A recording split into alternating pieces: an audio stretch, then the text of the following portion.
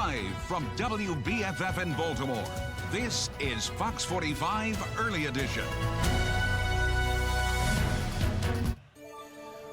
Roads in downtown Baltimore shut down this morning following an underground collapse and a water main break. That collapse trapped several city workers underground, seriously injuring one person. Good morning to you on this Tuesday, July 9th. I'm Patrice Sanders. And I'm Tom Rogers, and we have your live team coverage on those underground collapse. Candace Stoll shows you how to get around the road closures. Elijah Westbrook has some remaining impacts from yesterday's flooding. But we begin with Amber Miller, who is live there at Pratt and Howard Street. And Amber, that intersection still closed this morning? Absolutely, indeed it is. You can see the flashing lights behind me. Several agencies here on scene this morning. Baltimore City Police, Baltimore Environmental Police, BGE is here, just to name a few. And exactly when this section, Howard and Pratt Streets, as you just mentioned, is expected to open, we're hoping to learn as the morning progresses. Now, we can tell you overnight, Department of Public Works and Department of Transportation crews were scheduled to conduct assessments to determine the most efficient way to restore that vault. Now, during the collapse, several city employees who were working underground became trapped. While all were rescued, one did suffer serious injuries and as of yesterday was being treated at a local hospital. The Mayor's Office of Emergency Management and the Fire Department are providing emergency planning expertise, which includes supporting operational needs, preparing situation and status reports, and establishing communication between private, state, and local partners. Now, back here live this morning, you can actually see the police officers right here telling people not to go past the yellow tape. You see the red tape in place as well. These people just trying to get to where they need to go this morning, but you need to be aware that this area is shut down. You will have to make your way around, whether you're walking or driving. And actually, we have Candace Stoll back there at the studio to let you know exactly where you can go to get around all of this morning. Candace. All right, thanks so much, Amber. And we are indeed talking about those closures. And so as for right now, Pratt Street shut down at Paca, northbound side of 395 at Conway, and the southbound side of Howard Street right at Lombard Street. You could always use Mulberry Street, Baltimore Street, even no problems to report it along that Fayette Street stretch, but we'll certainly continue to monitor this. Here's a live look, 395 at this point, nice and quiet in both directions. This is right near the stadiums, but of course, as the volume builds, I'm sure we'll start to have some problems, so we'll continue to monitor it throughout the morning. Let's get another check at the forecast. Meteorologist Jonathan Myers.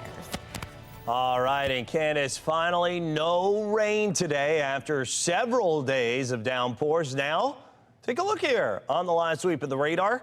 Looking good. It's easy travels this morning. All you're going to need are some sunglasses today. Nearest rain south of Virginia Beach. Good riddance to that. Temperatures 65 at BWI. The humidity level's a lot more easy to take as well. Temperatures 60s to near 70 elsewhere, and we're in the mid to upper 80s this afternoon, and temperatures are going to feel pretty comfortable with that lower humidity. I'll let you know how long that's going to last coming up in just about 10 minutes. Well, it's 5:03 now, and the effects of yesterday's water main break still being felt in a big way this morning. Yeah, team coverage continues with Elijah Westbrook and the other impacts that are continuing right now, too. Elijah. Yeah, that's right. Where earlier Amber was talking about the roads, now we're learning train service is being impacted by the water main break. We're told that the water has flooded the Howard Street tunnel, which is disrupting CSX trains, even light rail service at this hour. The MTA says service is temporarily suspended between North Avenue and Camden Yards Station. Also, the MARC train's Camden Yards line will not serve the Camden Yards Station this morning. We're told all trains will begin and end at Dorsey. No word yet on when service to MARC trains, light rail, and even CSX will be restored to normal operation. And take a look at this, a familiar sight in the Inner Harbor. DPW believes the water main break pushed out sediment into the Inner Harbor, causing a brown cloud in the water. Plus, flooding inside M&T Bank Stadium from the water main break has receded. We're told an area below the stands flooded. The Maryland Stadium Authority says no fan, field, or team areas were affected. Now, with Baltimore's aging infrastructure, city and state officials are trying to determine the cause and examine what can be done long-term to avoid future problems. In studio, Elijah Westbrook, Fox 45 Early Edition. Stay with us. We will have continuing coverage of the underground collapse and the underground water main break all morning long. You can also find the latest information anytime on our website, foxbaltimore.com. We have some breaking developments in the battle over a potential citizenship question on the upcoming census. Megan Gillen live from our Breaking News Center with when we could have an answer. Megan. Guys, we want to take you live to the White House before the sun comes up here this morning. We know that President Trump is not backing down here. He wants the 2020 census to ask whether responders are U.S. citizens, and his next move could be a memorandum. Listen in. We're thinking about doing that. It's one of the ways. We have 4 or 5 ways we can do it. Well, the Attorney General says an executive order is another possibility under consideration right now. All of this, of course, guys, after the Supreme Court recently ruled against having the question on the upcoming census, saying the administration had not provided a strong enough reason to include it. Guys, it hasn't been included on the census since 1950. Critics say having it could scare non-citizens from filling out the form, causing an inaccurate population count.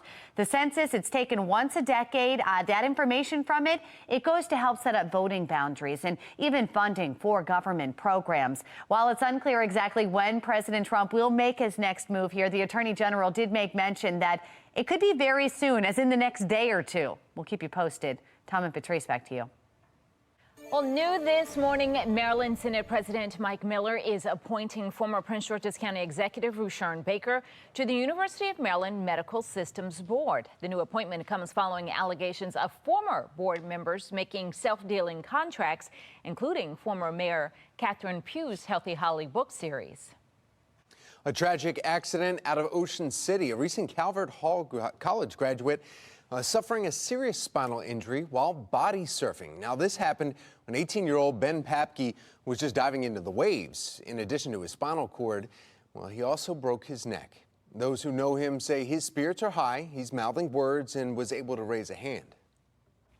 This morning, police are searching for 2 teenagers they say are involved in a smash and grab robbery at Arundel Mills Mall. Investigators say the teens robbed Grand Jewelers yesterday afternoon, smashing the display counter and running out with a few items. No injuries were reported. An Elkton man is facing charges this morning for setting fire to his significant other's clothes right on the front lawn. That's according to a release from the state's fire marshal's office. Police say Dustin Miller, seen here, set his partner's clothes on fire with gasoline and a cigarette lighter. A Prince George's County man is now a free man after being sentenced to spend the rest of his life behind bars. Hear why he is now out of prison after serving 24 years. Plus, today is a very popular day at Chick-fil-A.